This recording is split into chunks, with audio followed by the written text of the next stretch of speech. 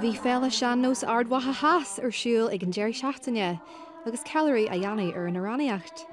Bhí Cairdeán Iomlánta siúl mar chud den eile, agus ba í an ceoltóir omráteach ráise na choirí a bhí amón na Cairdeáine. Well, bhí an Cairdeán iontach mai, is bralam an ceol, bhí an mintir ráise agam. Dólan méid óran a Sean-Van Nuacht agus is bralame. Ní dheantar cumar de stogíní faoi 8 ag an eile seo a thuú, ach bhí an sional Iomláníochta an anois, le dé se thuirt stogíní óga a bheithe ceol os cóir slua.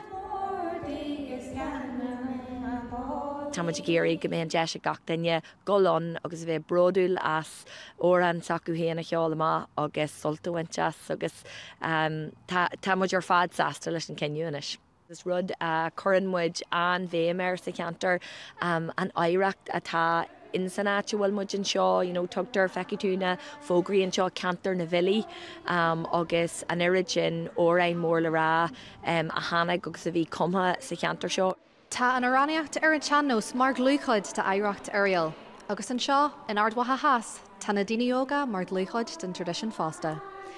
Kathryn Nuacht Cúla4, Ard Mhacha Theas.